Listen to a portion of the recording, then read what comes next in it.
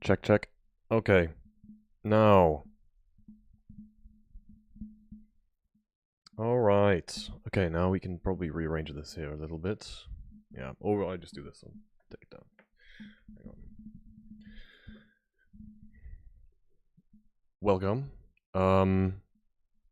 I guess I'm not really sure what I'm doing here right now because I got to a point where the random learning sets, I kind of got everything I needed out of them. And I think at this point, I'm really much more concerned with finding some direction for this channel. So, as some of you know, I've been experimenting recently with writing essays and short stories and then putting that through what amounts to this transcription algorithm.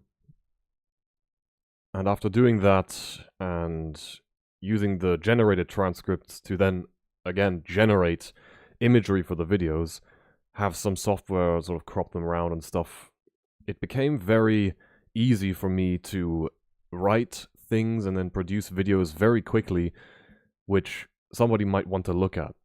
Obviously, I don't think I have this. I don't think I have this craft down very well, but I'm at a point where I've satisfied myself. So I look at the videos that get made, and I think to myself, I personally, I would watch that. If somebody else made videos of that format, I could find myself engaged with them. And that's, I think, a very separate consideration from the sort of search engine optimization, which I think dictates most of what you see on the recommendations on any website, anywhere, right? If you're not going to, to a degree, I know that warehouses, supermarkets have been doing a version of this for decades, where depending on where where the particular shelf for a product is, they figure out which product is the most deserving of a particular position on the shelf, and then you're liable to see that product first before anything else, and that influences buying decisions, and there's gigantic departments of market research that go into this sort of thing. And I thought to myself, if when I go to the supermarket and I try to figure out what's the cheapest or what kind of products I want to buy, then usually I can find them pretty easily by just sort of being aware of how exactly the products are arranged and then trying to sort of accommodate for that so that I can find what best suits me. So I'm pretty confident that a person sufficiently interested in what I have to say would be able to find a smart way to figure out what I'm doing. So I'm not really too worried about doing search engine optimization, because I think in doing search engine optimization, I would be perverting what it is I actually want to do. And I've seen this happen many times. People try to get as much attention as quickly as possible, and at the end of the day, they've completely perverted what they actually set out to do.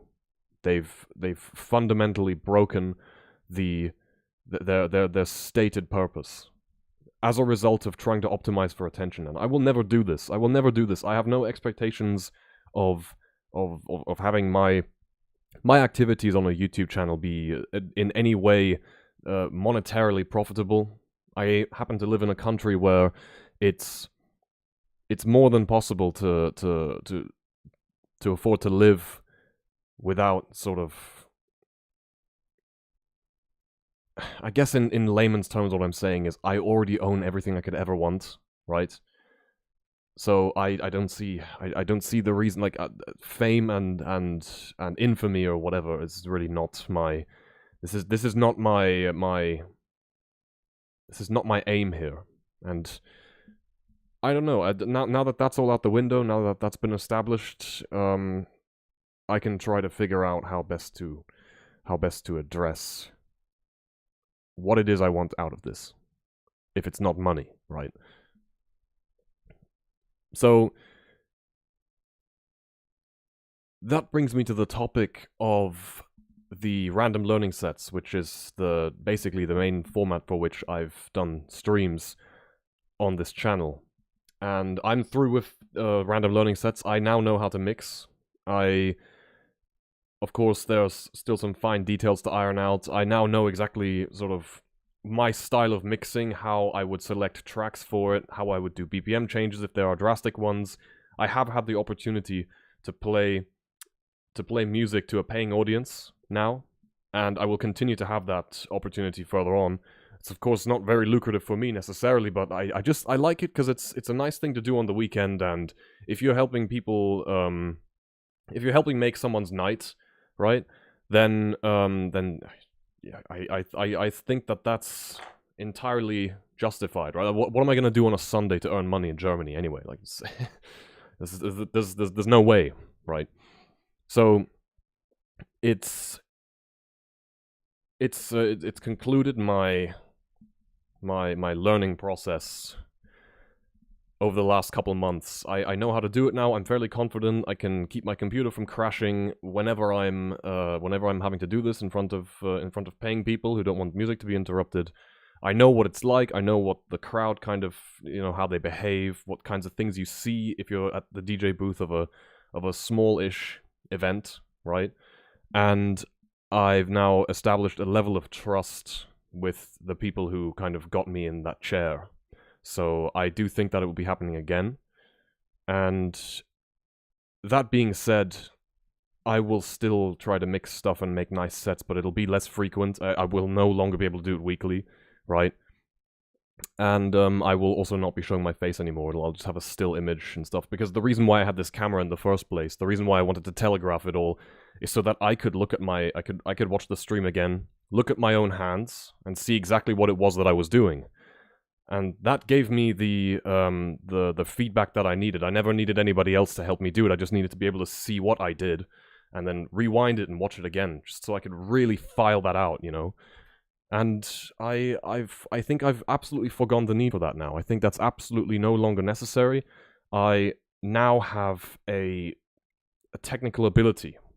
I've learned a new skill, and I shall continue to learn it, but by doing it in situations where now I've started to sort of put my focus elsewhere. I'm learning different things.